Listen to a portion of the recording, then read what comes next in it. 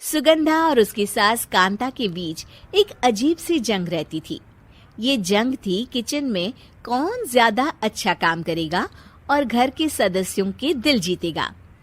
और उनकी इस जंग में हमेशा कुर्बान होते थे उनके दोनों पति। कैसे?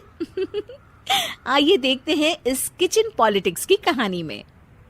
एक दिन किचन में, माँ जी, आज मैं बना रही हूँ मेथी की सब्जी। इस खाने से घर वालों के पेट की सारी समस्या खत्म हो जाएगी।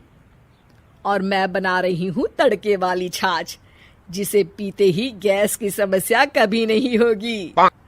दोनों अपने अपने खाने को लेकर टेबल पर पहुंच जाती हैं। तभी सुगंधा के ससुर उसकी बनाई सब्जी की तारीफ कर देते हैं। अरे वाह, मेथी की सब्जी भी बनी है, बड़ी ही स्वादिष्ट है। वाह बहू वाह। अरे बहू, लेकिन इसमें इतनी सारी मेथी बर्बाद करने की क्या जरूरत थी? देखिए माँ जी, ये तो वो मेथी है जो आप रात में भिगोकर सुबह उसका पानी पीती हैं, और जो मेथी फेंक देती हैं उसी से मैंने ये सब्जी बनाई है। अरे वाह बहू, तुमने तो बड़ा ही समझदारी का काम किया। बस अब क्या था, कांता जी का तो मानो ये सुनकर खून ही सूख गया। वो फैसला कर लेती है कि किसी भी तरह वो अपने खाने की तारीफ लेकर ही रहेगी और सुगंधा को किचन में उसकी कमियां गिनाएगी। कांता फ्रिज खोलकर देख रही होती है और फिर सुगंधा से कहती है, अरे बहू, ये क्या, पूरा फ्रिज गंदा पड़ा है। तभी वहां सुगंधा का पति आ जाता है।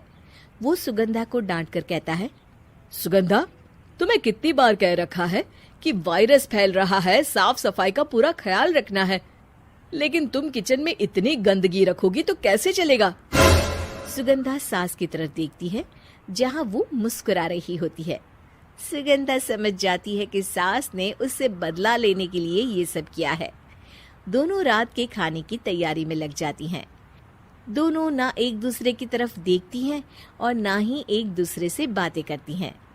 रात को खाने की टेबल पर एक एक कर दोनों कई तरह के अलग अलग व्यंजन टेबल पर लगा देती हैं और अपने अपने पति के पास जाकर खड़ी हो जाती हैं।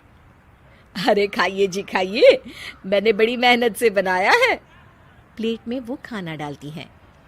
सुगंधा भी दोनों की प्लेट में खाना डालते हुए कहती है, बड़ी ही मेहनत लगी है इस खाने को बनाने में। हाँ, दोनों को ना चाहते हुए भी सारा खाना खाना पड़ता है।